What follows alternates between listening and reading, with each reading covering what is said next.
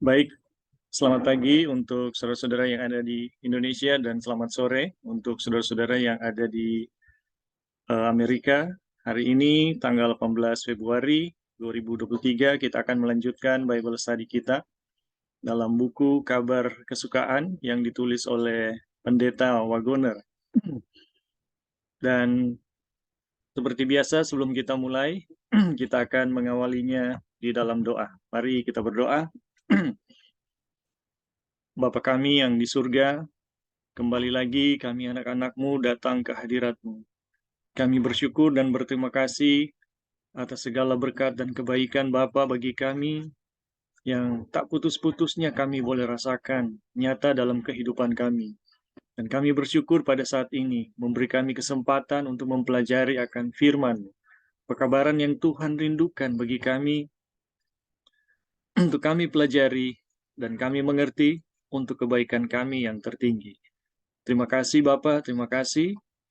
Dan terima kasih untuk menyediakan hati dan pikiran kami, sehingga kami boleh menerima setiap kesan firman Tuhan yang Tuhan rindukan tanamkan dalam pikiran dan hati kami. Dan terima kasih untuk Roh Kudus yang akan membimbing kami ke dalam seluruh kebenaran, sehingga kami boleh memahami kebenaran dan kebenaran yang akan memerdekakan kami dari segala dosa-dosa kami. Ya Tuhan, terima kasih untuk berkat-berkat Bible Study yang akan kami rasakan. Memberkati juga jaringan internet selama Zoom berlangsung. Biarlah berlangsung dengan baik, sehingga kami boleh berkomunikasi dengan baik dalam Zoom ini. Dan terima kasih juga untuk memberkati saudara-saudara kami yang lain, yang mungkin belum terhubung dengan kami. Biarlah berkat-berkat surga yang sama boleh menjadi bagian kami semua. Inilah doa kami Tuhan. Di dalam nama Yesus kami sudah berdoa. Amin.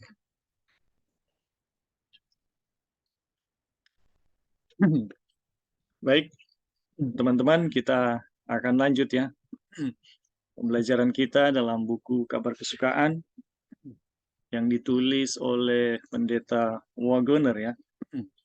Saat ini kita telah memasuki subtopik mengenai Kristus menanggung dosa di dalam diri kita. Namun sebelum kita masuk pada subtopik tersebut, kita akan mengulangi sedikit ya pelajaran kita yang kemarin, yang mana kita telah mempelajari ada dua subtopik yang sangat indah sekali, yaitu mengenai di mana salib itu dan di mana dosa itu. Jadi kita telah mempelajari di waktu yang lalu bahwa salib itu bukan hanya terjadi pada 2000 tahun yang lalu ya. Jadi ini sama sekali satu konsep yang tidak ada ya di tempat lain. Ini hanya Wagoner menjelaskan, tapi itu sangat alkitabiah ya. Karena ini didasari oleh tulisan Paulus. Yang pertama tentunya ya ada di dalam kitab Galatia, di mana Paulus mengatakan, aku disalibkan bersama-sama dengan Yesus. Bagaimana kita bisa disalibkan bersama-sama dengan Yesus? Atau bagaimana Paulus bisa disalibkan bersama-sama dengan Yesus kalau Yesus itu tersalib jauh sebelumnya ya? Tapi itulah makna dan keindahan dari salib yang sesungguhnya, ya, yang coba dijelaskan oleh Paulus, yang dieksposisi oleh Pendeta Wagoner ya, di mana ternyata kenyataan salib itu tidak hanya sebatas pada sejarah 2000 tahun yang lalu atau beberapa tahun ya sebelum Paulus melihat salib Yesus, atau sebelum Paulus ditobatkan ya oleh kemuliaan Allah di tengah jalan ya. Jadi kita telah mempelajari di waktu yang lalu bahwa salib Yesus itu melintasi ruang dan waktu. Di mana kita belajar bahwa salib Yesus itu ada di dalam setiap tempat dan setiap waktu, ya. Dan dasar-dasarnya kita sudah pelajari ya. Nanti teman-teman bisa lihat lebih jelas kalau membuka YouTube, akan lebih jelas ya, atau mengikuti apa yang telah kita bicarakan pada beberapa waktu yang lalu. Namun kenapa kita harus memahami bahwa salib Yesus tersebut itu ada di dalam setiap waktu, melintasi ruang dan waktu? Kenapa demikian? Karena dosa kita ya, dosa kita ternyata bukan hanya sejauh tingkah laku ya. Dosa itu tidak hanya sekedar perilaku atau sekedar perilaku moral yang dinilai oleh masyarakat atau etika moral yang dinilai oleh kebanyakan masyarakat. Agama-agama yang kebanyakan di dunia ini hanya menilai kebenaran itu hanya sejauh etika, tindakan moral ya. Tetapi hanya Alkitab yang menjelaskan bahwa dosa itu jauh lebih dalam ya, jauh lebih dalam masuk ke dalam manusia. Yaitu dosa itu ada di dalam hati manusia dan di dalam setiap serat tubuh manusia. Jadi ini yang Paulus jelaskan ya, aku manusia celaka. Ya, siapakah yang bisa melepaskan aku dari tubuh maut? Karena Paulus melihat bahwa hukum dosa dan hukum maut ada di dalam segenap tubuhnya. Begitu juga ya, kita pelajari bahwa dosa itu seperti yang Yesus katakan, jauh masuk ke dalam hati. Jadi bagaimana bisa Yesus yang tersalib 2000 tahun yang lalu bisa menyelamatkan saya dengan keadaan dosa saya, ya, yang ada di dalam segenap tubuh saya gitu, segenap diri saya. Ini adalah satu hal yang mustahil terjadi kecuali salib itu ada, ya, ada di dalam diri kita ya. Salib itu mampu menjangkau diri kita. Jadi teman-teman, karena kedalaman dosa itu ada begitu jauh di dalam diri kita, ya, dan itu yang membentuk seluruh totalitas diri kita, maka kita membutuhkan sesuatu yang akan masuk lebih dalam ke dalam diri kita,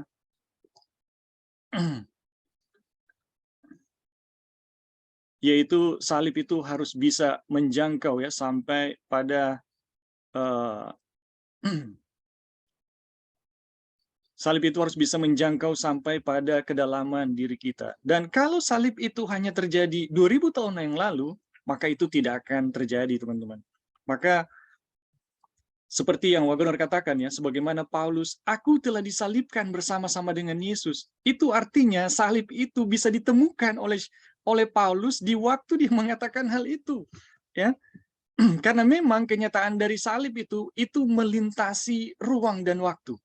Dan kita membutuhkan salib yang bisa menjangkau kita sampai ke kedalaman diri kita ya, sampai ke kedalaman tubuh, sampai ke kedalaman relung-relung hati kita.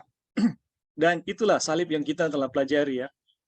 Telah pelajari pada beberapa waktu yang lalu dan mengenai kenyataan dosa ya yang telah kita pelajari juga pada beberapa waktu yang lalu.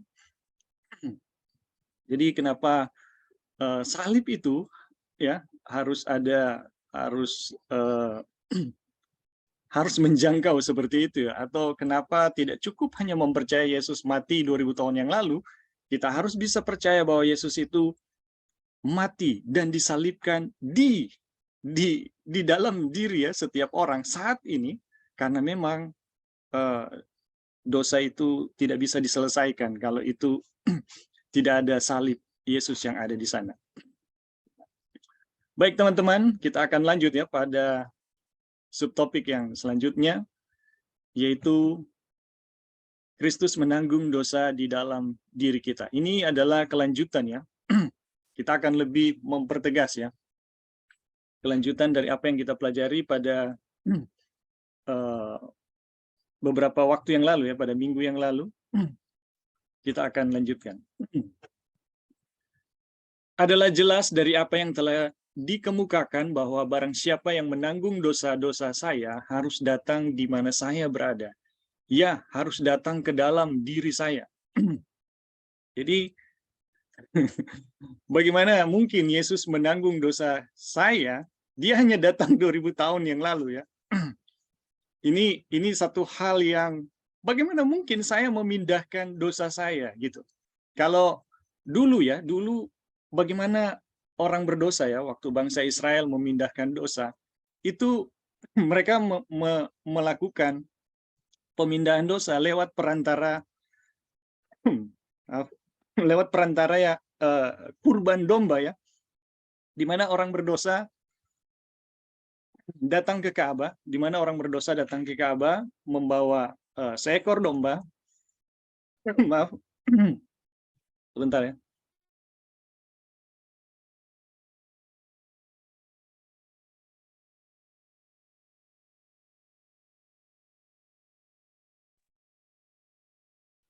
Jadi di waktu yang lalu, kalau bagaimana kita pelajari ya, orang berdosa, eh, orang berdosa memindahkan dosa itu ada alat bantu yang namanya eh, ada alat bantu yang namanya domba ya. Dan melalui seekor domba yang akan dikorbankan, orang berdosa akan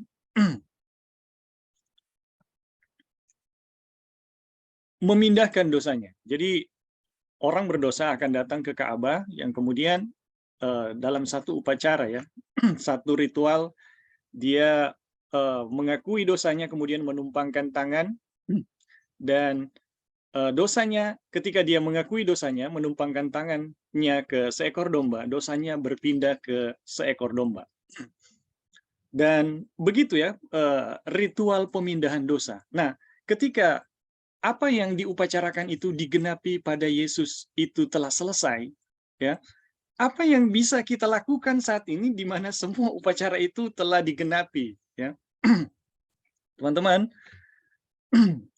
inilah satu istimewa ya, salah satu istimewa dari pekabaran yang kita sedang pelajari, di mana kita belajar bahwa anak domba yang disembeli di Golgota itu tidak hanya disembeli 2000 tahun yang lalu. Anak domba yang disembeli di Golgota itu telah disembeli sejak dunia dijadikan. Ya, ini waktunya past continuous tense. Ya, dia berlangsung terus, sekali untuk semua dan sekali untuk selama-lamanya. Ini kata-kata Paulus ya. Jadi adalah jelas ya, apa yang telah dikemukakan bahwa barang siapa menanggung dosa-dosa saya harus datang di mana saya berada. Ia harus datang ke dalam diri saya. Itu yang kita pelajari ya, mengenai salib itu juga harus ada. Yesus yang tersalib harus datang menjangkau sampai ke tempat saya ya. Dimanapun saya tersesat dan berdosa, dia harus bisa jangkau sampai di situ. Dan inilah yang Kristus lakukan.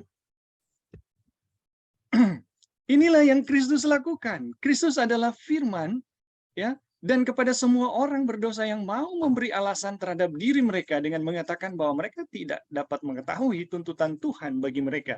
Ia berkata, firman itu sangat dekat kepadamu, yakni di dalam mulutmu dan di dalam hatimu. Ya, untuk dilakukan. Ulangan 30 ayat 11 sampai 14.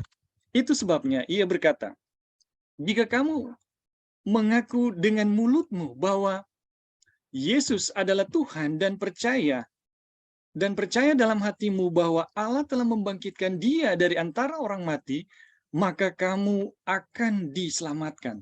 Kemudian dengan membandingkan dua ayat ini, kita lihat ya, apa yang Wagner katakan, apakah yang harus kita akui mengenai Tuhan Yesus?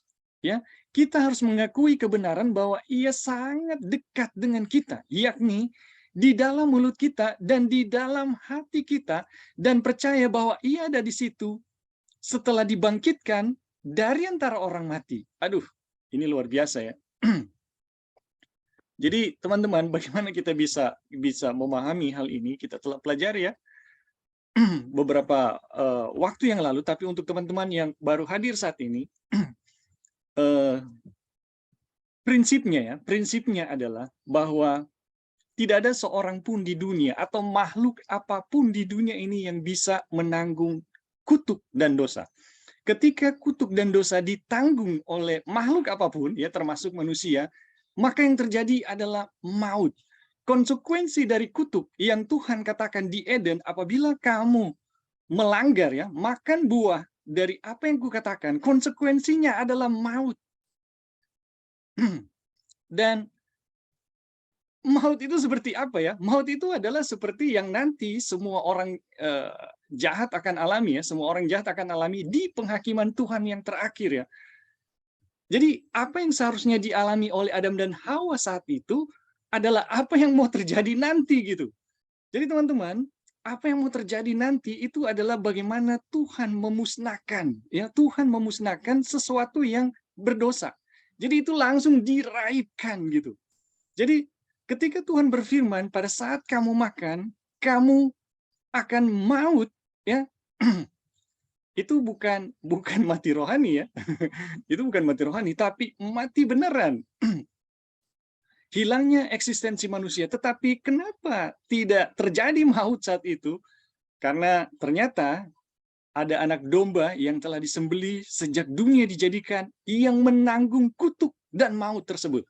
Jadi sejak manusia pertama yang jatuh ke dalam dosa, kenapa waktu dia berdosa namun tidak mengalami maut?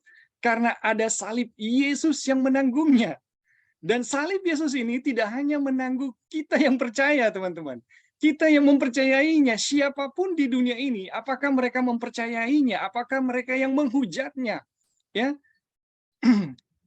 semua, ya, semua dosa dan kutuk di dalam diri kita, diri mereka itu ditanggung oleh Yesus, ya, untuk mendapatkan kemungkinan kasih karunia yang lebih nyata gitu, yang bisa menyelamatkan mereka.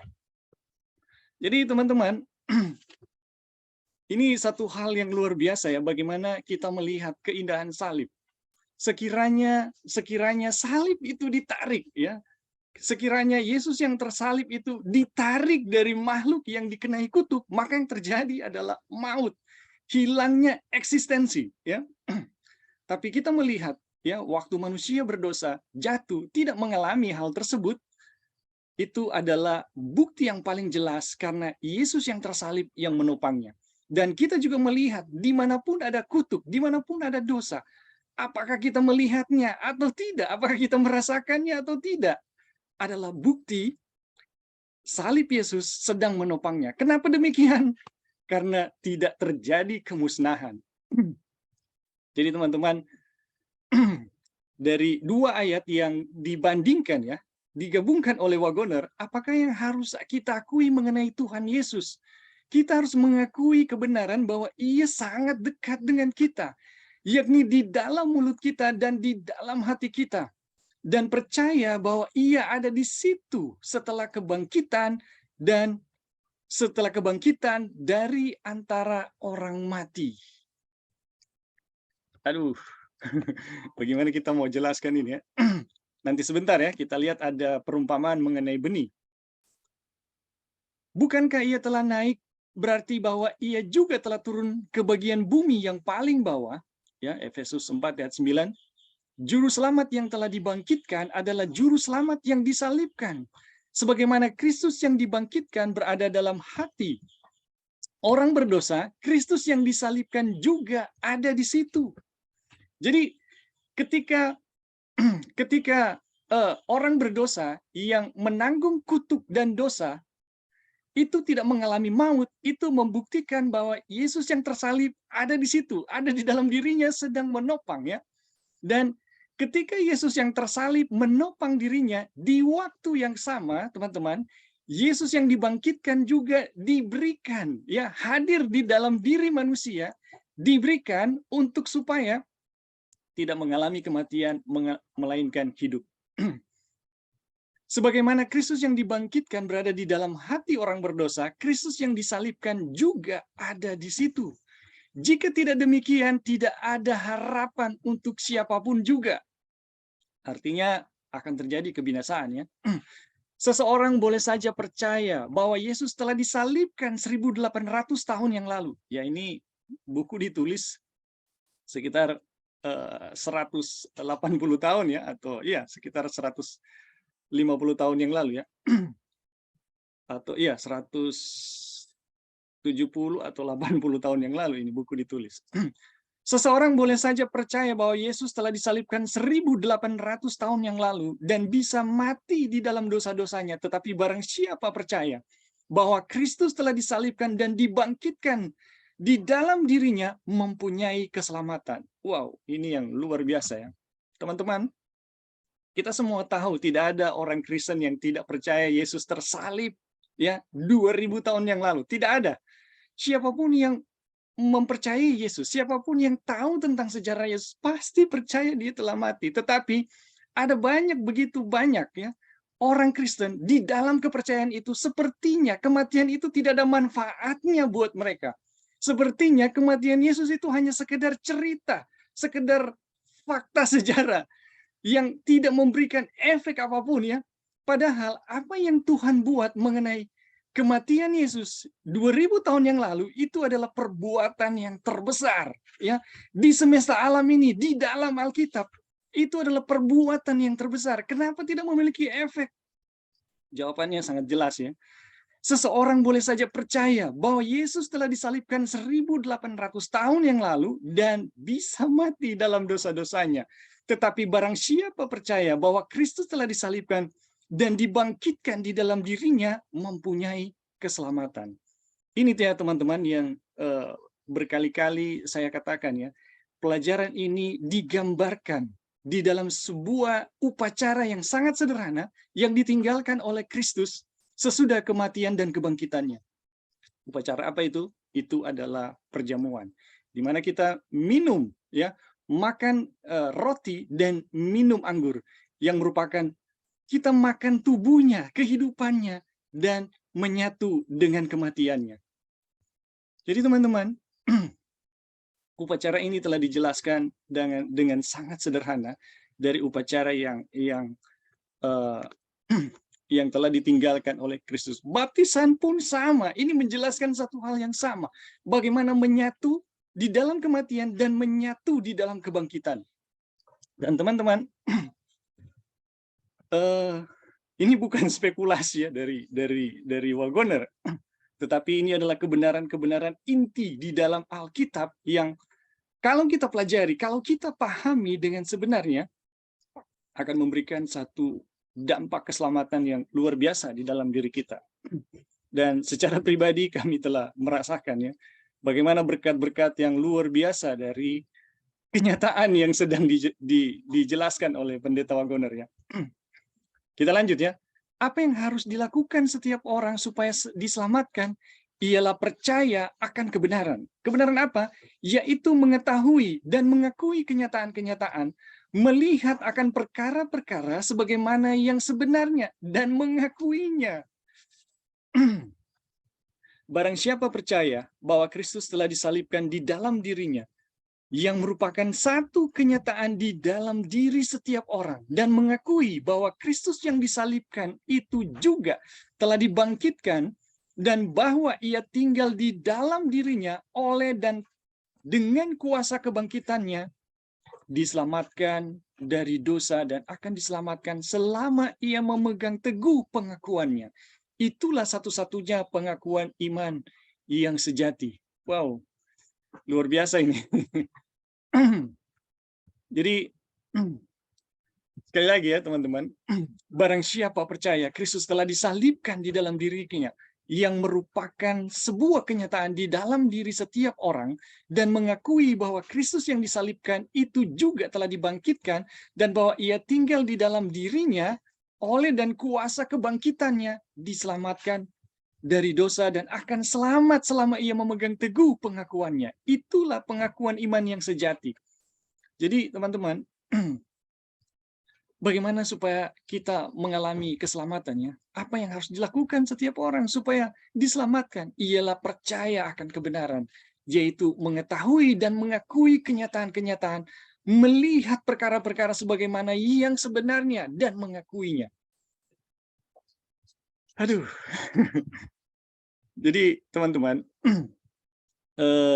pelajaran tentang bagaimana kita menyatu dengan kematian dan kebangkitan Yesus adalah pelajaran, saya bisa katakan adalah pelajaran inti yang dijelaskan oleh Paulus, yang dengan panjang lebar ia menjelaskan di dalam kitab Roma dan kitab Galatia. Dan ada begitu banyak juga surat-suratnya yang lain ya. Nafas atau inti dari setiap tulisannya menjelaskan hal ini. Dan kita bersyukur ya teman-teman, di dalam gereja kita ada pendeta Wagoner yang diutus ya, kita bisa bilang diberkati oleh Tuhan untuk menjelaskan kenyataan ini. Karena hampir setiap kita ya, hampir setiap orang mempercayai Yesus mati 2000 tahun yang lalu, tapi tidak ada orang yang tahu bahwa Yesus itu mati dan bangkit saat ini di dalam diri kita, teman-teman. Dan kenyataan-kenyataan itu kita telah pelajari ya waktu yang lalu. Dan ketika kita melihat kenyataan itu dan mengakuinya, kemudian percaya akan hal itu, itulah yang akan membawa manfaat yang sangat besar di dalam diri kita yang mempercaya hal itu. Teman-teman, saya mau saksikan ya bahwa inilah kenyataan yang sangat memberkati saya secara pribadi. Saya pernah mengatakan bahwa beberapa waktu yang lalu saya mengalami satu penyakit yang tidak bisa tersembuhkan ya. Dan penyakit yang saya alami adalah satu ya mungkin dalam istilah keren sekarang itu adalah istilah reptilian ya, di mana mata saya bisa berubah seperti reptil. Dan ada kekuatan jahat yang luar biasa yang merasuki. Saya telah mencoba begitu banyak pandangan keselamatan untuk keselamatan. Saya mencoba membayangkan apa yang mereka tuliskan, tetapi sama sekali tidak ada kekuatan, teman-teman. Saya berdoa, saya berpuasa, bagaimana supaya lepas, tapi tidak ada kekuatan. Semakin saya mencoba dan mencoba, semakin itu menggerogoti kehidupan saya. Seolah-olah pelajaran-pelajaran yang ditulis itu nggak ada gunanya sama sekali. Sampai tiba dengan buku yang kita sedang pelajari ini, baru saya merasakan kekuatan Tuhan yang luar biasa. Mampu mengangkat ya dari keadaan yang saya tidak pernah mengerti keadaan itu apa, teman-teman. Namun kenyataan yang saya bisa rasakan dari pekabaran yang dinyatakan dalam buku ini itu betul-betul memiliki kekuatan yang luar biasa. Dan memang ya sebagaimana sebagaimana yang disaksikan ya dari sebagaimana ya yang disaksikan dari buku ini, bahwa buku ini adalah merupakan ungkapan Injil yang paling tegas ya, yang pernah dinyatakan oleh Paulus ya kepada seluruh manusia ya, kepada jemaatnya. Kenapa? Karena jemaat Galatia menghadapi satu tantangan yang sangat-sangat besar. Tidak pernah, teman-teman, di dalam penulisan surat Paulus, Paulus itu mengucapkan kata-kata kutuk, ya. Tidak pernah di dalam tulisan Paulus itu menulis apa namanya? Dia menulis pendahuluan yang sangat singkat, ya. Dan tidak pernah Paulus itu menulis sendirian, ya, langsung. Paulus biasanya menulis dibantu oleh orang lain ya, dan Paulus biasanya kata-kata pembukanya agak panjang. Tetapi apa yang Paulus tulis di dalam kitab Galatia, Paulus menulis sangat cepat ya. Dari pendahuluan yang singkat kemudian dia masuk kepada inti, dan kemudian teman-teman, Paulus mengucapkan kata-kata kutuk yang luar biasa yang tidak pernah terjadi. Dan inilah alasan kenapa kitab Galatia ditulis ya oleh Paulus, karena jemaat Galatia adalah jemaat yang sedang menghadapi satu masalah yang sangat besar ya. Sebagaimana jemaat di Antioquia dan seluruh jemaat juga sedang menghadapi masalah yang sama. Dan teman-teman, apa yang Paulus nyatakan di dalam kitab Galatia, Paulus sedang mengungkapkan penyataan Injil yang paling kuat ya, paling jelas dan paling tegas. Dan itu yang sedang kita pelajari sekarang, bahwa kematian Yesus dan kebangkitannya bukan hanya terjadi 2000 tahun yang lalu, atau di zaman rasul-rasul itu bukan hanya beberapa tahun ya, berapa belas tahun yang lalu. Bukan hanya itu, teman-teman. Apa yang Paulus mencoba nyatakan kepada jemaat, bahwa kenyataan salib yang terjadi, kematian Yesus yang terjadi, kenyataannya lebih daripada kenyataan sejarah. Yesus yang tersalib itu melintasi ruang dan waktu ya. Itu melintasi ruang dan waktu. Dimanapun ada waktu, dimanapun ada ruang, dan dimanapun ada dosa, di situ kita bisa menjumpai Yesus yang tersalib. Waduh, itu indah sekali. Dan di situ juga ya, kita bisa melihat kebangkitannya terjadi ya. Itulah kenyataannya, teman-teman. Itulah kenyataan yang kalau kita lihat, kenapa ada manusia yang jatuh di dalam dosa, namun masih hidup, ya. Itu karena ada salib Yesus yang menopangnya, dan kebangkitan Yesus yang memberi dia kehidupan untuk bisa hidup, bisa bergerak, dan bisa ada. Ketika kita menyadari kenyataan ini, kita menerima manfaat penebusan yang Yesus lakukan. Oke, teman-teman, sampai di sini ada yang mau memberi tambahan atau tanggapan, dipersilakan.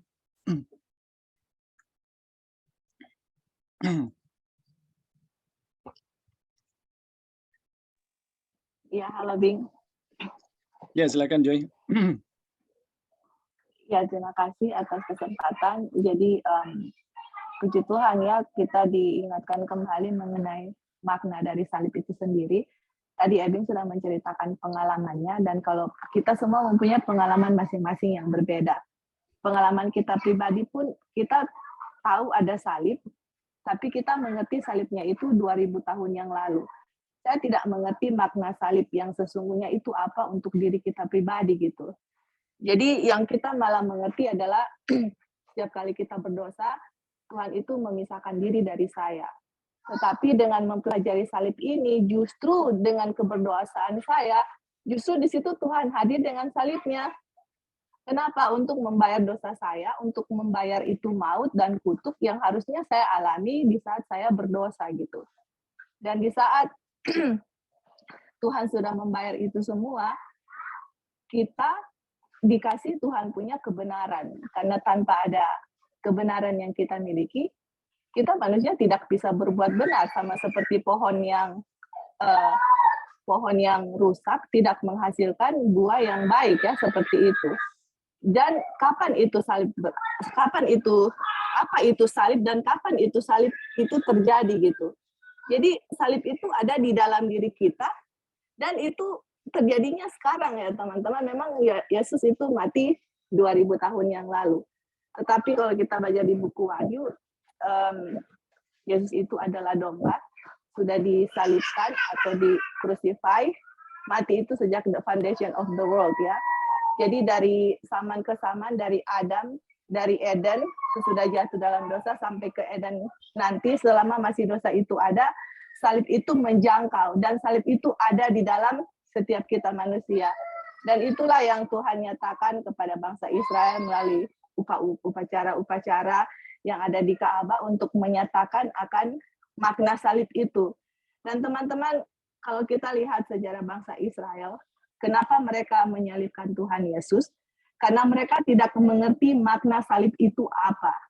Dan kalau kita melihat di dalam diri kita atau umat-umat Tuhan akhir zaman, ya kita sebenarnya tidak mengerti makna salib itu apa ya teman-teman, dan kita bisa saja menyalibkan Tuhan Yesus setiap hari dalam diri kita karena kita nggak tahu makna salib itu apa gitu. Kita bisa lihat sejarah bangsa Israel, oh mereka menyalibkan Tuhan Yesus. Tapi setiap kali kita berdosa, kita menyalibkan Tuhan Yesus karena kita pikir salib itu 2000 tahun yang lalu. Ternyata salib itu ada hadir dalam diri kita. Yesus hadir dalam diri kita saat ini untuk menyelesaikan masalah dosa, karena dosa itu ada di dalam saya.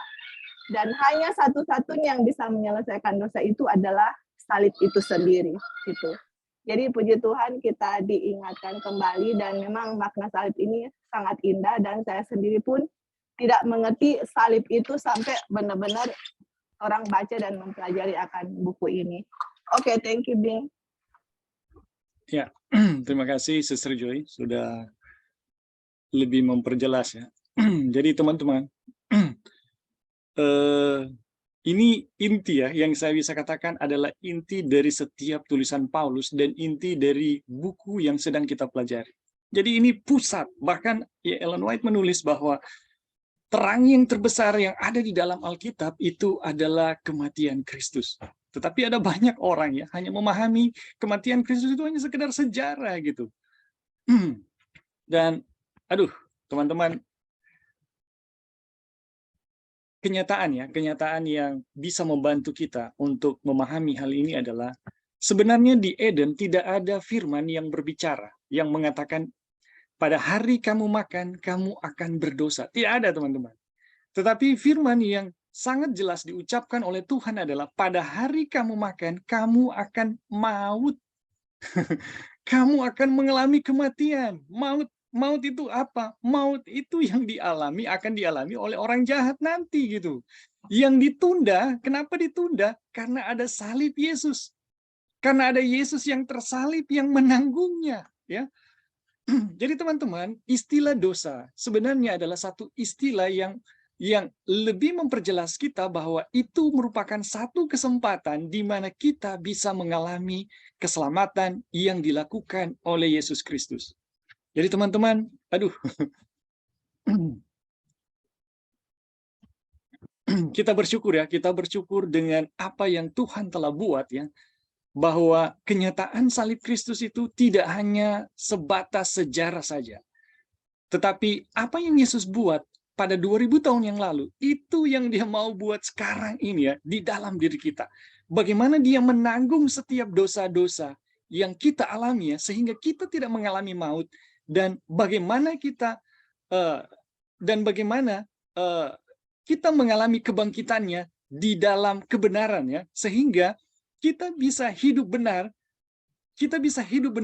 hari demi hari, waktu demi waktu, oleh karena kematian dan kebangkitannya yang nyata di dalam diri kita. Oke teman-teman, apa masih ada lagi sebelum kita lanjut? Boleh tambahan sedikit, Bing? Ya, silakan. Jadi terima kasih atas tambahan tadi dari Joy. Dan bagi saya sangat menguatkan, dan kita lihat yang paling utama adalah kebangkitan Yesus ya dalam orang punya kehidupan. Kalau Yesus tidak dibangkitkan dalam orang punya kehidupan, tentu kita tetap dalam kematian. Karena di Ibrani 11 ayat 1 bilang, iman adalah bukti dari sesuatu yang kita harapkan, dan iman juga merupakan sesuatu yang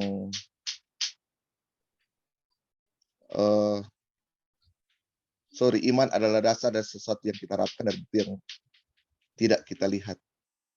Jadi dengan iman orang bisa melihat kehidupan Yesus dalam orang punya kehidupan kesehari-harian. Jadi kita bisa melaksanakan sesuatu hal dari apa yang Yesus telah lakukan dalam orang punya kehidupan hanya melalui iman itu sendiri. Ya, baik. Terima kasih, Brother Ronald, untuk tambahannya. Jadi betul sekali ya bahwa semua yang Yesus buat itu kita terima oleh iman. Dan pelajaran yang sedang kita pelajari ini adalah satu pelajaran yang membuat iman kita itu berdiri kokoh ya, dan memiliki kekuatan yang luar biasa ya. Jadi apa yang sedang kita pelajari ini adalah pelajaran-pelajaran dasar ya, yang membentuk apa yang namanya iman Kristus. Jadi teman-teman, ini luar biasa ya. Dan di sini ada pertanyaan ya. Saya mau bertanya, ini pertanyaan dari Sister Jelita ya. Saya mau bertanya, sebenarnya salibnya yang dikenang atau Yesus yang berkorban? Ya tentu salib ini hanyalah sebuah istilah ya. Salib itu bukan hanya kayu salib ya. Tentu ini adalah Yesus yang berkorban, yang dikenang atau yang dipahami atau bagaimana sebenarnya. Jadi ini bukan hanya sekedar kematian Yesus yang dikenang ya, yang dimana ini versi film The Passion of Christ ya, dimana emosi-emosi kita digugah ya. Enggak seperti itu ya, enggak hanya sebatas itu. Itu benar ya, itu benar, tapi tidak hanya sebatas menggugah emosi. Apa yang Yesus buat di salib itu bukan hanya sekedar sebuah cerita yang mengharukan ya. Apa yang Yesus buat di salib adalah satu kenyataan ya, yang memusnahkan maut ya, yang nyata hari demi hari, waktu demi waktu di setiap langkah kita, bahkan di dalam diri kita. Kenapa? Karena satu kenyataan bahwa siapapun yang melanggar firman Tuhan itu harus dihukum, harus mengalami maut. Tetapi kenapa manusia tidak mengalami maut seperti yang difirmankan oleh Tuhan? Kenapa? Karena ada salib yang menopangnya, teman-teman. Dan kenapa manusia bisa mengalami kehidupan sekalipun dia hidup di dalam pelanggaran? Karena ada kebangkitan Yesus yang pada waktu yang sama itu hadir bersama-sama dengan dia. Inilah pelajaran yang mau dijelaskan lewat upacara yang sangat sederhana yang ditinggalkan oleh Yesus, yaitu perjamuan, di mana kita menyatu dengan, di mana kita makan dan minum anggur ya, makan roti dan minum anggur, di mana kita menyatu dengan kematian dan kebangkitan Kristus. Jadi teman-teman, ada satu kenyataan yang sangat-sangat indah yang Yesus mau buat melalui salibnya, ya, atau melalui perbuatannya. Dan nanti kita akan lihat ya, bahwa sebenarnya kenyataan salib itu adalah kenyataan dari diri Tuhan itu sendiri atau keberadaan dari Roh Tuhan itu sendiri, ya. Dan teman-teman, ini akan lebih jelas ya, akan lebih jelas, dan kita akan lihat ya bagaimana pertentangan dari mengenai kealahan Tuhan itu betul-betul sebuah penyesatan yang luar biasa ya, akan mengalihkan kita dari manfaat yang sesungguhnya dari pribadi yang ketiga dari kealahannya, itu Roh Kudus, mengenai salib Kristus. Jadi ada sebuah apa ya, penyesatan yang luar biasa dalam diskusi tersebut ya. Dalam diskusi tersebut atau dalam pembicaraan tersebut, di mana kita dialihkan kepada satu hal yang tidak pernah Tuhan inginkan untuk kita pelajari, ya, mengalihkan hal yang sesungguhnya dari keberadaan dari Roh Kudus itu. Jadi teman-teman, ketika kita memahami apa yang akan dibuat ya, apa yang akan dibuat oleh Yesus melalui salibnya, ya, melalui salibnya, ini akan membuat kita memahami makna dan pekerjaan dari Roh Kudus. Kalau kita lihat ya cerita dari murid-murid, di mana Tuhan berkali-kali loh mau mencurahkan murid-muridnya dengan kuasa Roh Kudus.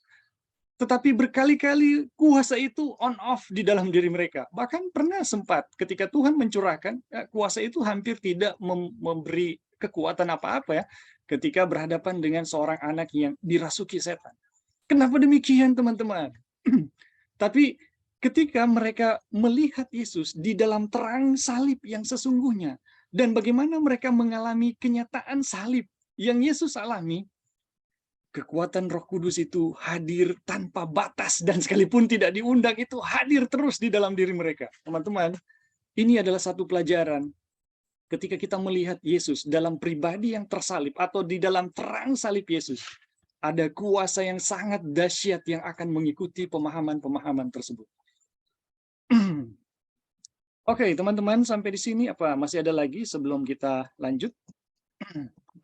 Iya, Bing, boleh tambah yang Ya. pink itu di atas, Bing. Yang warna, yang Bing garis. Oke. Ini. Jadi ini satu kutipan yang sangat luar biasa, yang bagi kita orang berdosa, di mana alangkah mulianya pemikiran bahwa di mana saja dosa itu ada, di situ ada Kristus, juru selamat dari dosa. Jadi ini satu kutipan yang mengatakan bahwa Kristus itu ada dalam diri orang berdosa. Nah, kalau kita lihat bagaimana Injil-Injil palsu itu maksud, pertama-tama mereka mengatakan bahwa Kristus tidak ada dengan orang berdosa. Kemudian dari sisi kealamian Tuhan Yesus waktu dia menjadi manusia, itu juga ada Injil palsu yang mengatakan bahwa Tuhan Yesus nggak bisa bersatu dengan kita berdosa karena Yesus suci, makanya dia harus mengambil kealamian Yesus, ya, kealamian manusia yang tidak berdosa. Jadi kita lihat teman-teman, banyak sekali doktrin-doktrin yang masuk yang setan tanamkan kepada kita manusia, bahwa Yesus itu sangat-sangat jauh sekali dari orang berdosa. Tetapi dalam pekabaran malaikat ketiga ditekankan berulang-ulang dari Wagner, dari Jones, ataupun Ellen White, Yesus itu sangat dekat di dalam diri kita. Kenapa? Yesus itu harus hadir di kita. Salib itu harus ada karena hanya salib itulah yang bisa mengatasi masalah dosa. Enggak ada yang lain, teman-teman. Nah, inilah Injil yang Rasul Paulus mau nyatakan kepada kita, bahwa inilah Injil yang benar. Kristus, kematian, dan kebangkitannya yang bisa menyelesaikan masalah dosa. Karena Injil itu adalah the power of God, kuasa Tuhan untuk keselamatan bagi mereka yang percaya. Jadi ini adalah kuasa Tuhan ya teman-teman, dan kuasa itu dinyatakan di dalam kehidupan Kristus, kematian, dan kebangkitannya. Itulah satu-satunya, dan bagaimana kita percaya, kita menerimanya, kita mengalaminya dalam kehidupan, itulah kuasa Tuhan untuk menyelamatkan kita. Nah, di jemaat Galati harus bikin ini, harus bikin itu. Dan bagaimana Injil-Injil yang lain yang tadi saya sudah bilang mengajarkan kita bahwa Tuhan itu sangat jauh dan harus ada usaha-usaha manusia untuk mendatangkan Tuhan kembali kepada kita. Sedangkan Injil ini mengatakan Tuhan itu ada di dalam kita, seberapa dosa besar, seberat apapun, sekejam apapun, sehitam apapun, untuk menyelamatkan kita, karena nggak ada cara lain Tuhan bisa selamatkan selain kehadirannya di dalam kita, teman-teman. Jadi adalah usaha-usaha setan untuk mencoba ya manusia, oh kita itu ada usaha untuk saya bisa lakukan untuk menyelamatkan diri kita. Jadi itulah usaha-usaha setan untuk membuat kita manusia itu merasa diri sama seperti Tuhan ya teman-teman, karena setan mau menyamakan diri dengan Tuhan, yang mana saya bisa menyelamatkan diri kita tanpa Tuhan. Saya harus ada usaha-usaha, kemudian Tuhan akan datang. Jadi Tuhan itu adalah substitusi atau tambahan, atau setelah usaha saya, baru Tuhan itu akan datang. Ternyata dengan pekabaran malaikat ketiga, kita nggak bisa bikin apa-apa untuk menyelamatkan diri saya tanpa ada Kristus di dalam kita. Nggak bisa sama sekali. Jadi Injil yang benar di sini, yang Wagner mau katakan bahwa Kristus ada di kita, di mana dosa berada, juru selamat. Apa itu juru selamat? Menyelamatkan, dialah tukang atau juru yang menyelamatkan umat manusia dari dosa. Nggak ada cara lain, teman-teman. Kita punya usaha itu tidak ada yang bisa menyelamatkan kita dari dosa. Semua itu adalah pekerjaan Tuhan semata-mata. Jadi ini adalah konfirmasi juga untuk kita di dalam grup ini, bahwa di mana dosa itu berada, juru selamat harus ada di situ. Nggak bisa juru selamat terpisah dari orang berdosa, karena orang berdosa nggak akan bisa selamat, nggak bisa melakukan apa-apa tanpa ada Kristus atau salib Kristus di dalam kita. Oke, thank you, Bing. Ya, jadi terima kasih Sister Joy. Jadi betul sekali ya, bahwa di dalam pekabaran ini menyajikan bahwa juru selamat itu atau Tuhan itu dekat sekali. Teman-teman, dasar dari dari gereja Katolik ya, gereja Katolik itu dasarnya adalah Tuhan itu jauh sekali ya. Tuhan itu jauh sekali dengan manusia berdosa. Makanya gereja Katolik meyakini bahwa Yesus mengenakan kemanusiaan itu bukan manusia yang berdosa ya. Makanya muncul dari doktrin itu muncul Maria perawan suci dan seterusnya dusta-dusta atau doktrin-doktrin yang palsu ya, yang tidak pernah dijelaskan oleh Alkitab. Dan prinsip yang sama, teman-teman, itu ada di dalam semua agama kafir, di mana prinsip ketuhanan yang mereka yakini adalah Tuhan itu begitu jauh dengan manusia. Dan untuk menjembatani jarak yang begitu jauh antara manusia dan Tuhan, itu dibutuhkan persembahan-persembahan, perbuatan-perbuatan yang baik. Inilah yang mendasari seluruh agama kafir, agama Katolik, dan seluruh kepercayaan palsu ya, kepercayaan palsu yang ada di dalam kekristenan. Teman-teman, di dalam pekabaran ini kita disajikan bahwa Yesus itu tidak pernah bisa lagi dipisahkan dengan dosa manusia, ya. Atau Yesus itu begitu dekat dengan manusia berdosa karena kematian yang telah dia buat. Karena manusia yang jatuh memiliki pengharapan satu-satunya hanyalah di dalam penyalipan dirinya, ya. Tidak ada jalan lain yang bisa memberikan keselamatan atau hidup kekal sekiranya Yesus tidak pernah mati dan bangkit di dalam diri setiap manusia. Aduh, ini indah sekali. Oke, teman-teman, kita lanjut ya. Alangkah mulianya pemikiran bahwa di mana saja ada dosa, atau di mana saja dosa itu ada, di situ ada Kristus, juru selamat dari dosa. Nah, ini kita sudah pelajari ya, bahwa kenapa harus demikian? Sekiranya tidak ada Yesus yang tersalib, maka yang terjadi adalah maut. Ya, sekiranya Yesus tidak pernah disalibkan di dalam diri manusia yang berdosa atau yang telah melakukan dosa, yang terjadi adalah kematian kekal.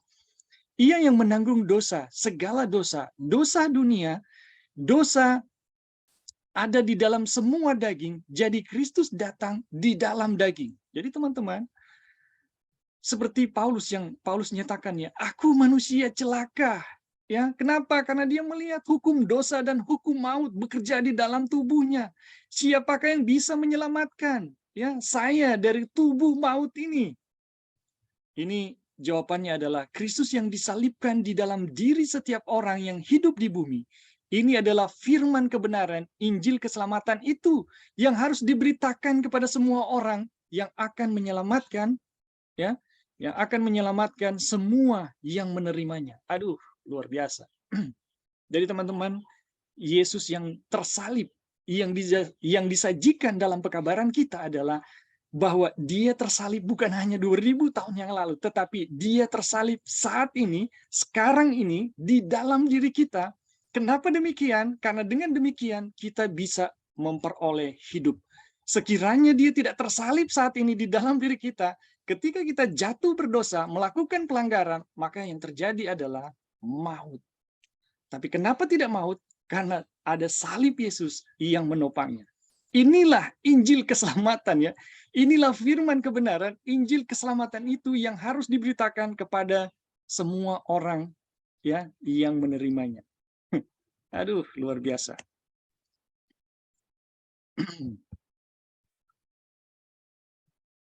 Oke, teman-teman, kita lanjut ya pada subtopik yang baru ya, hidup dengan iman.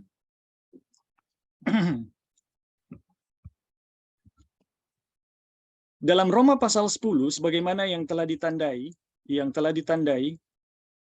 kita mengetahui bahwa Kristus ada di dalam diri setiap orang sebagai penolong dalam kesesakan. Ini setiap orang bisa saksikan ya, ketika di dalam kesesakan, kenapa tiba-tiba ada kekuatan yang luar biasa. Ya, ketika dia berseru kepada nama Tuhan, ada yang meluputkan, ya. Kristus yang ada di dalam diri setiap orang, itulah jawabannya, ya. Ia berada di dalam diri orang berdosa supaya orang berdosa itu dapat memiliki setiap keuntungan dan perlengkapan untuk beralih dari dosa kepada kebenaran.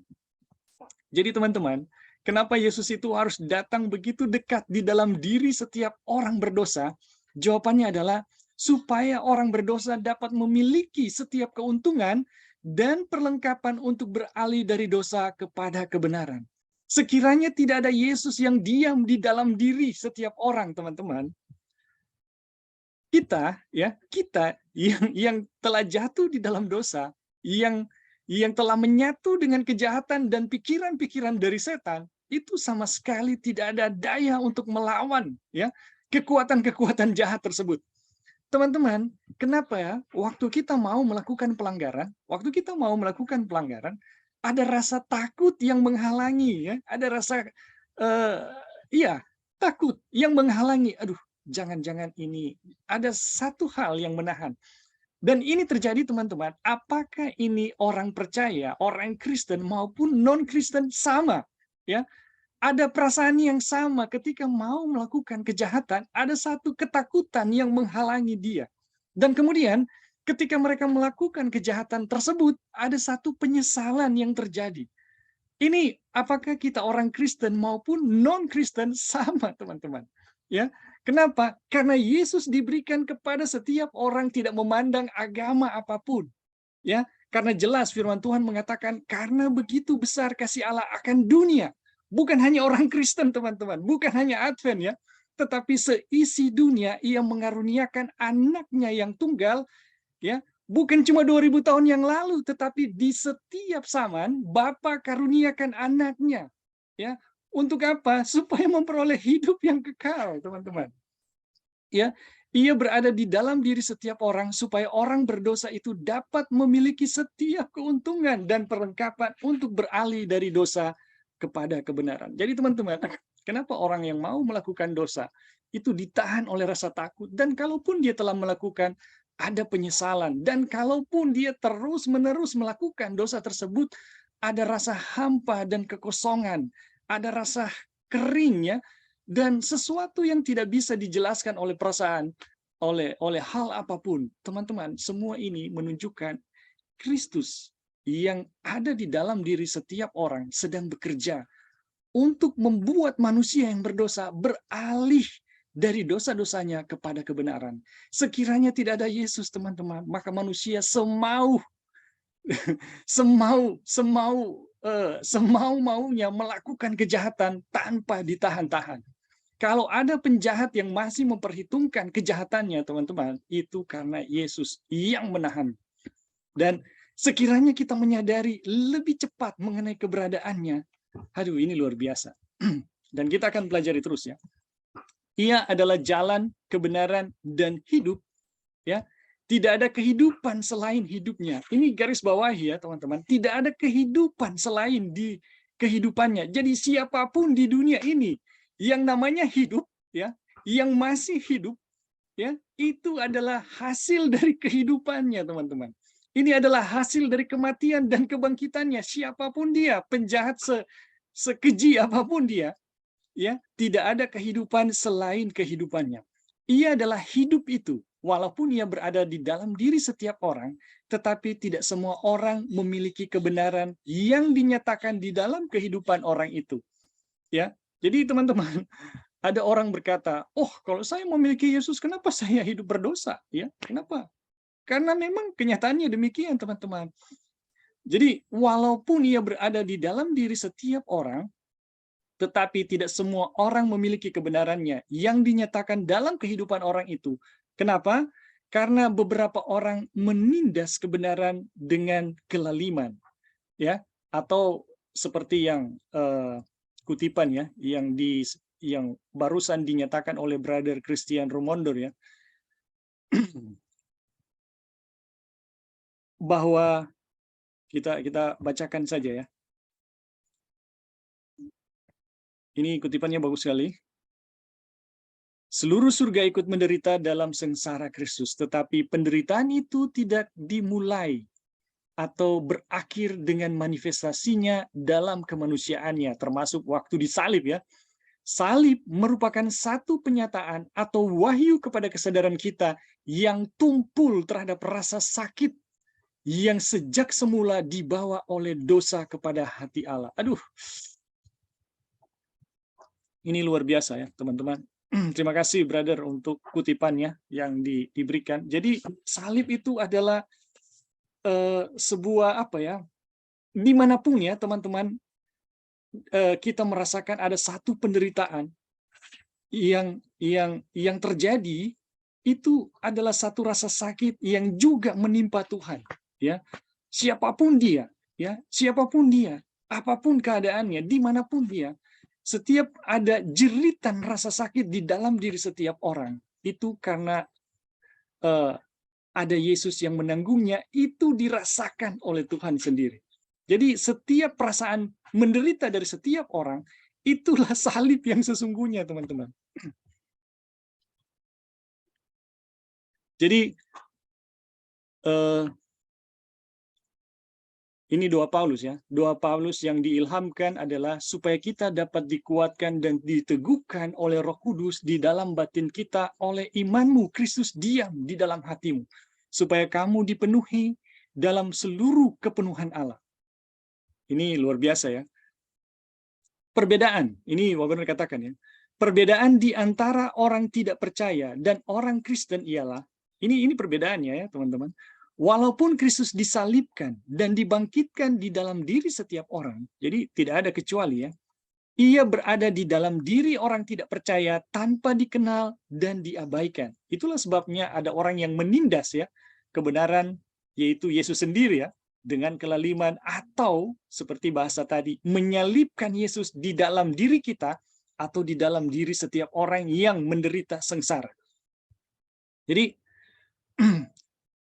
perbedaannya ialah, walaupun Yesus disalibkan dan dibangkitkan di dalam diri setiap orang, ia berada di dalam diri orang tidak percaya tanpa dikenal dan diabaikan. Sedangkan di dalam diri orang Kristen atau orang yang percaya, ia tinggal oleh iman. Waduh, ini luar biasa ya. Kristus yang disalibkan di dalam diri orang berdosa, ya. Kristus disalibkan di dalam diri orang berdosa karena di mana saja dosa dan kutuk ada, di sana ada Kristus yang menanggungnya. Apa yang diperlukan sekarang, ya, apa yang diperlukan sekarang bagi orang berdosa ialah disalibkan dengan Kristus, membiarkan kematian Kristus menjadi kematiannya sendiri. Teman-teman, apa yang dibutuhkan? Ini yang Paulus katakan ya, kita harus disalibkan bersama-sama dengan Kristus dan membiarkan kematiannya menjadi kematiannya sendiri, agar kehidupan Kristus dapat dinyatakan dalam tubuhnya yang fana. Pertanyaannya, bagaimana kita bisa menyatu dengan kematiannya? Ya, bagaimana kita bisa menjadi satu? Kematian Yesus menjadi kematian kita, teman-teman. Jawabannya itu dalam beberapa waktu yang lalu kita sudah mempelajarinya. Itu adalah pekerjaan dari hukum. Ya, hukum Taurat akan membunuh kita.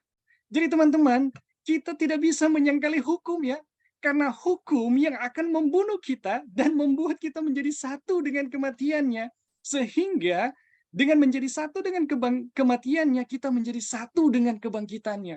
Jadi kalau kita menolak hukum Tuhan, itu artinya kita menolak untuk menjadi satu dengan kematiannya, teman-teman.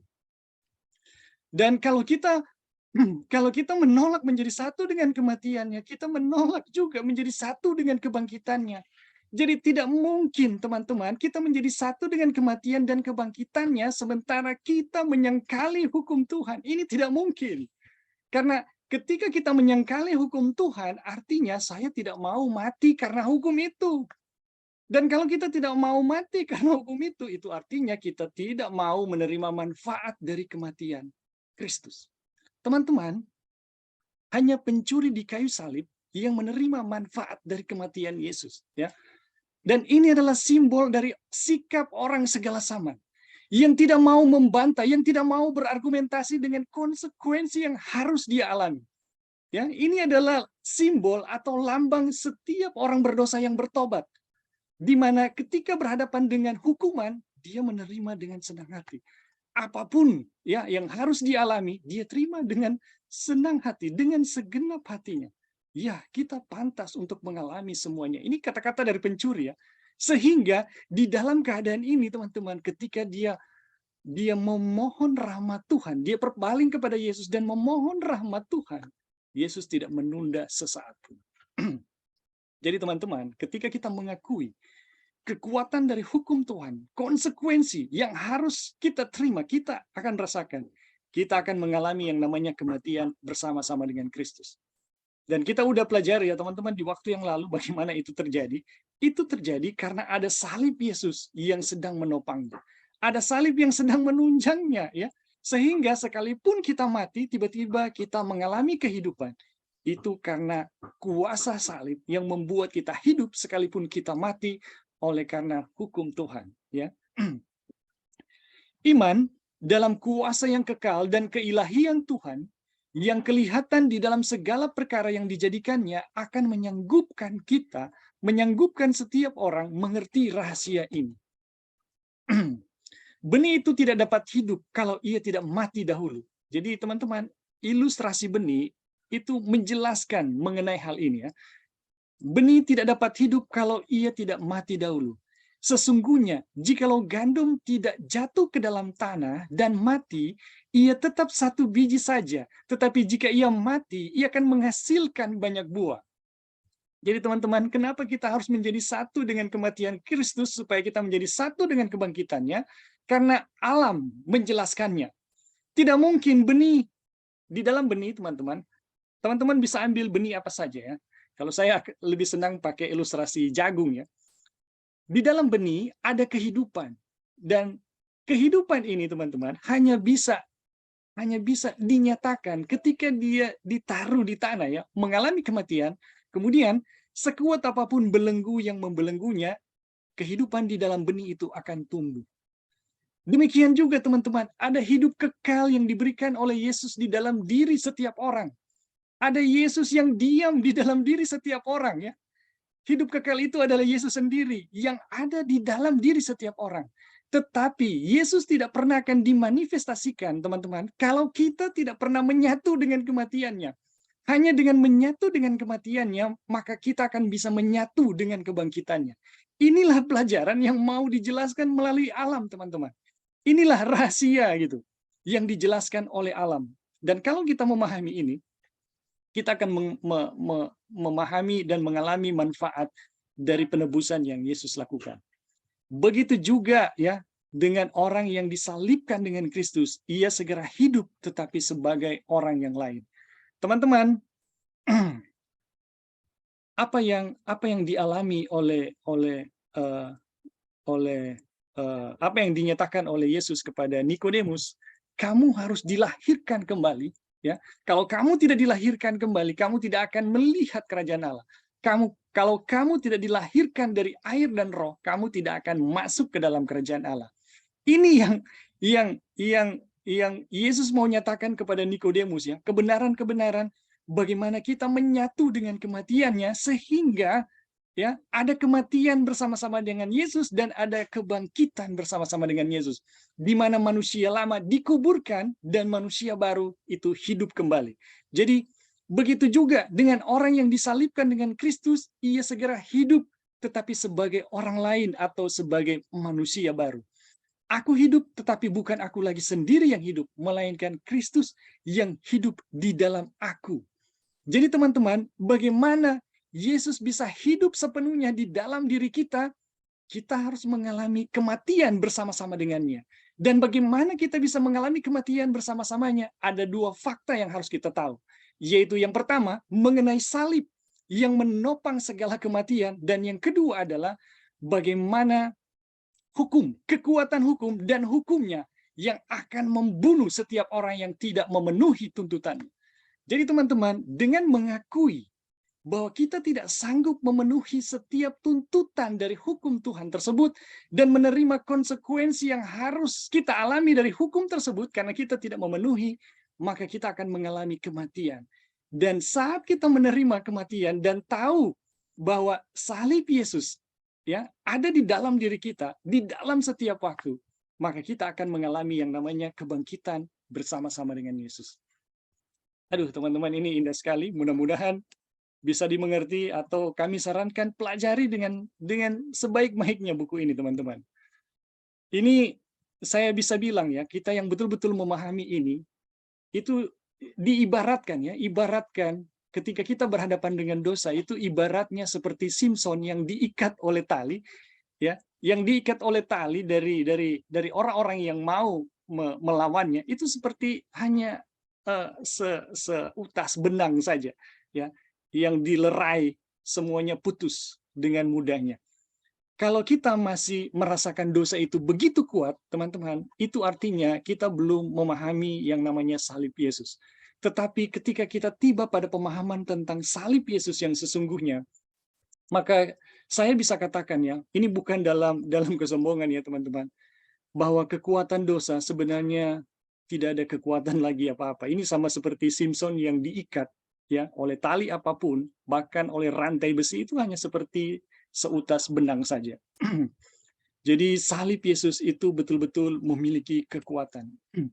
Ini terus terang, ya teman-teman, dulu ketika saya bergumul, ya, dengan dosa, jatuh di dalam dosa, saya mau kembali, ya, kembali dalam keadaan yang damai dengan Tuhan, yang bebas, itu sulit sekali, sulit sekali. Apalagi kita dibesarkan dari pemahaman legalisme, ya, di dalam gereja Advent, lebih sulit lagi. Itu membuat kita jadi bulan-bulanan setan, ya. Tetapi dengan mempelajari mengenai kekuatan Yesus dan salibnya, waduh, kita merasakan satu berkat yang luar biasa. Teman-teman, sampai di sini ada yang mau memberikan tambahan, dan waktu kita mungkin sampai di sini saja, karena sedikit lagi kita harus mengakhiri perjumpaan kita. Ada teman-teman yang mau menambahkan atau menanggapi atau bertanya, dipersilakan. Ya, Bing. Ya, silakan. Kasih tambahan. Jadi dengan mempelajari pelajaran ini memang sangat nyata dan jelas, ya, di dalam hidup kita sehari-hari. Jadi kita punya pemahaman di masa lampau. Kita nggak tahu teman-teman punya pemahaman apa, tapi ini pemahaman yang kita dapat dari mempelajari akan firman Tuhan, tetapi pelajaran mengenai Injil ada Injilnya salah, yaitu pemahamannya adalah kalau Kristus tinggal di dalam kita, kita nggak akan berdosa gitu. Nah, itulah sebabnya dari konsep pemahaman itu, akhirnya Kalau orang berdosa berarti Kristus nggak ada. Kristus harus memisahkan diri. Seperti itu. Tetapi ternyata di dalam pekabaran ini, yang Ebing kasih warna merah muda di situ, perbedaan di antara orang tidak percaya dan orang Kristen ialah, walaupun Kristus disalibkan dan dibangkitkan di dalam diri setiap orang, ia berada dalam diri orang tidak percaya tanpa dikenal dan diabaikan, sedangkan di dalam diri orang Kristen, ia tinggal oleh iman. Dan di mana itu ya, Bing, yang tadi? Oh, yang warna biru di atas, sorry, Bing. Boleh naik ke atas. Ini.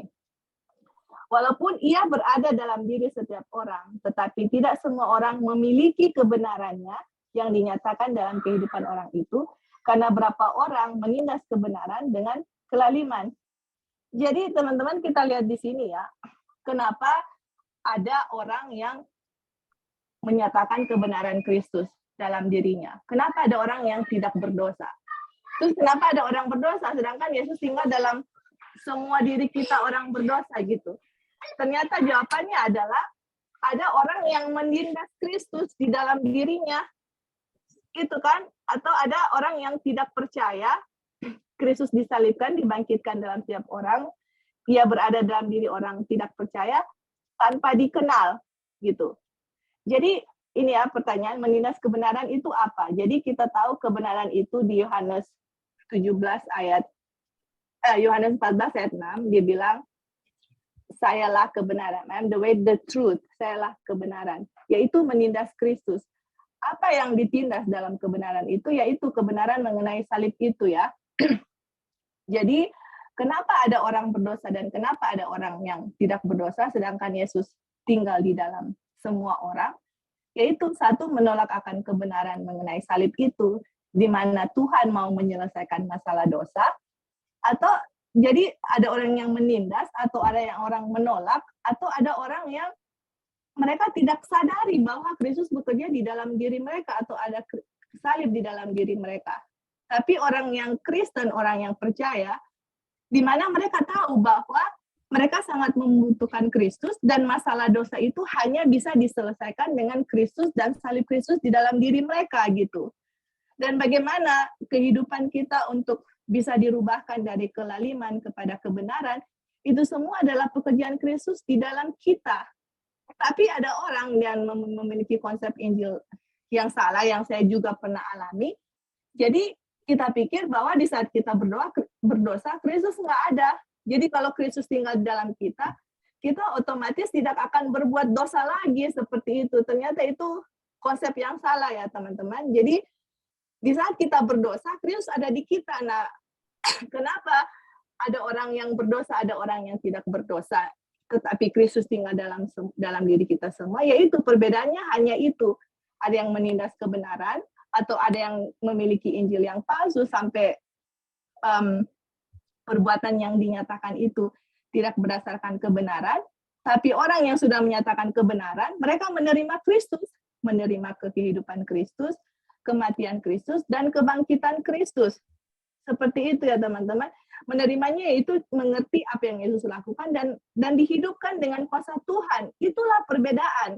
Jadi Kristus itu tinggal di dalam semua orang berdosa. Hanya satu, mereka tidak menindas kebenaran, mereka menerima kebenaran itu atau Kristus itu sendiri. Satu, menolaknya, atau dengan alasan adalah seperti orang Galatia, mereka sudah menerima Injil yang benar. Kemudian mereka menolak Injil yang benar, menerima Injil palsu. Atau kemudian ada orang yang memang betul-betul belum mengerti akan Injil yang benar itu, apa sebenarnya. Jadi Tuhan tetap bekerja dalam diri kita masing-masing untuk bisa mengenal Injil yang sebenarnya. Dan kalaupun ada orang yang sudah memiliki Injil yang benar, terus menolaknya, Tuhan masih tetap bekerja di dalam mereka untuk mengembalikan mereka kepada Injil yang benar lagi ya teman-teman. Jadi itu adalah dalam pilihan kita, Tuhan memberikan kebebasan kepada kita untuk memilih apa yang kita mau terima. Apakah saya mau menerima kebenaran ini, menghidupkan dalam diri kita sehingga kebenaran Kristus dinyatakan, atau saya menolak akan kebenaran ini sehingga kebenaran Kristus tidak dinyatakan. Teman-teman, hanya Injil ya teman-teman, hanya pekabaran Injil yang benar, yang bisa membuat hidup kita berada di dalam kebenaran. Karena setiap Injil yang palsu akan membawa orang kembali kepada penyembahan berhala, yang buktinya terjadi di jemaat Galatia yang di buku kita lagi belajar ini, teman-teman. Jadi nanti kita akan belajar ke bab 3 yang kita lagi translate, yaitu orang-orang yang menolak Tuhan itu akan kembali kepada menerima ajaran spiritisme nanti. Karena spiritisme itu adalah mereka percaya kepada setan, bukan kepada Tuhan. Jadi betapa mengerikan kita kalau kita pertama-tama nggak mengenal Injil yang benar, atau kemudian kita sudah tahu tapi kita menolak Injil ini, yaitu Kristus, kehidupan Kristus, salib Kristus dan kebangkitannya, dan bagaimana dia tinggal dalam kita orang berdosa untuk menyelesaikan masalah dosa itu sendiri. Jadi teman-teman, dan saya pun pernah mengalami Injil yang palsu, yang mana konsep-konsep kita itu semua salah, dan ternyata setelah kita pelajari itu semua berdasarkan ajaran kekafiran, ya teman-teman. Yang saya sendiri tidak sadar dan tidak tahu sampai pekabaran ini menyatakan dalam diri kita sendiri gitu. Dan betapa mengerikannya, aduh kok bisa gitu ya, tapi saya terima itu karena saya nggak ada pelajaran atau nggak benar-benar belajar apa itu Injil yang benar. Sampai Tuhan, puji Tuhan ya, itu semua kebaikan Tuhan, membawa kita akan pemahaman akan Injil yang benar, mengerti bagaimana Tuhan menyelamatkan kita, kehidupan Tuhan Yesus itu apa, waktu dia datang itu bagaimana, kematian Kristus, salibnya, kebangkitannya, itu sangat luar biasa. Dan pekabaran itu, teman-teman, buat saya itu adalah inti dari semua pekabaran. Dan kalaupun ya, kalau misalnya saya mendengar Bible study atau khotbah, kalau tidak membicarakan inti dari Injil itu, sepertinya kayak ada yang hilang gitu, ada yang kurang gitu. Tapi puji Tuhan ya, karena Tuhan sudah berikan, kita sudah mulai mengerti sedikit demi sedikit akan kebenaran Injil itu, dan kita terus minta sama Tuhan untuk mengalami akan Injil itu. Karena Ellen White bilang, kalau kita mengerti ini pelajaran, kuasa setan akan hilang, dia punya kuasa. Dan bayangkan kalau kuasa setan hilang, setan nggak berdaya lagi terhadap kita. Karena kuasa Injil yang bekerja di kita, dan kuasa setan itu tidak akan menguasai kita, tapi kuasa Tuhan yang akan terus menguasai kita. Dan inilah satu pekabaran yang Tuhan mau kita terima, dan kemudian nanti akan menjadi seruan nyaring kepada saudara-saudara kita yang masih berada di luar. Oke, thank you, Bing. Ya, terima kasih, Sister Joy. Jadi, teman-teman, lebih jelas ya kita melihat bahwa memang bagaimana karunia Tuhan ya, bagaimana karunia Tuhan itu tidak memilih siapapun ya. Jadi ketika Yesus mengaruniakan anaknya, dia tidak memilih hanya orang Kristen ya, atau yang kenal Yesus, atau yang kenal firman. Enggak demikian ya. Ketika Bapa mengaruniakan anaknya, dia mengaruniakan anaknya untuk seisi bumi. Ya. Tetapi teman-teman, tidak semua orang tahu mengenai karunia ini. Ini yang membedakan. Dan tidak semua orang yang percaya dengan apa yang Bapa telah berikan. Ya. Dan ada pertanyaan ya tadi, bahwa apa sih menindas kebenaran dengan kelaliman? Menindas kebenaran dengan kelaliman artinya, ya kelaliman di sini adalah tindakan berdosa ya, atau keberdosaan kita. Jadi di saat kita berdosa, ya kita menindas Yesus yang diam di dalam diri kita. Jadi Yesus itu tidak 2000 tahun yang lalu ya, tetapi Yesus itu yang tersalib ada di dalam diri kita. Jadi pada saat kita melakukan satu hal yang berdosa, atau apakah di dalam pikiran ya, atau di dalam hati, ataupun pada tindakan, kita sedang menindasnya, atau di dalam bahasa Ellen White, kita menyalibkannya di dalam diri kita. Jadi teman-teman, ketika kita mempelajari mengenai salib Yesus itu begitu dekat dengan kita, kita melihat bahwa sebenarnya apa yang terjadi 2000 tahun yang lalu pada salib Yesus, ketika orang-orang bersorak-sorak untuk mengatakan salibkan dia, orang-orang yang kemudian menyiksa dia, orang-orang yang kemudian menganiaya dia, bahkan menyalibkan dia, itu sebenarnya adalah kita semua, teman-teman. Itu sebenarnya adalah kita semua. Dan ini kita tidak pernah bisa sangkali. Ketika kita melihat jahatnya orang Yahudi, itu bukan orang Yahudi, teman-teman. Itu adalah simbol, itu adalah satu gambaran mengenai kita yang sedang menyalibkannya. Di mana? Bukan saat itu, saat ini di dalam diri kita. Dan itu lebih mengerikan, teman-teman. Oke, teman-teman, apa masih ada lagi yang lain? Jadi, teman-teman, di sini kita belajar ya, sekali lagi konsep mengenai bagaimana Tuhan dari perspektif Alkitab, yaitu Tuhan yang sangat dekat dengan manusia. Ya, Tuhan yang sangat dekat dengan orang berdosa, manusia yang berdosa. Jadi tidak ada manusia yang berdosa, teman-teman, yang dalam keadaannya yang paling berdosa, yang mana itu membuat Tuhan tidak bisa datang dekat dengannya. Tidak ada, teman-teman. Siapapun orang itu, ya, siapapun orang itu, bagaimanapun dosanya, Tuhan sangat dekat dengan diri orang tersebut, bahkan di dalam dirinya. Kalau orang itu tidak mengetahui, ya, kalau orang itu tidak menyadari kehadiran dari Tuhan, dia sedang menindasnya di dalam, dia sedang menyalibkannya di dalam. Tetapi kita yang mengetahui, kita yang menyadari, dan kemudian mempercayai apa yang sedang dilakukannya, kita akan menerima manfaat dari penebusan yang dia buat, ya, 2000 tahun yang lalu dan sekarang di dalam diri kita. Aduh, ini indah sekali, teman-teman. Oke, sampai di sini. Teman-teman, apa masih ada lagi? Ini waktu kita sudah selesai. Kalau masih ada, dipersilakan. Kalau tidak, kita sudah mau mengakhiri. Mengingat kita di Indonesia Timur, ya, sedikit lagi akan memasuki aktivitas di dalam gereja kita.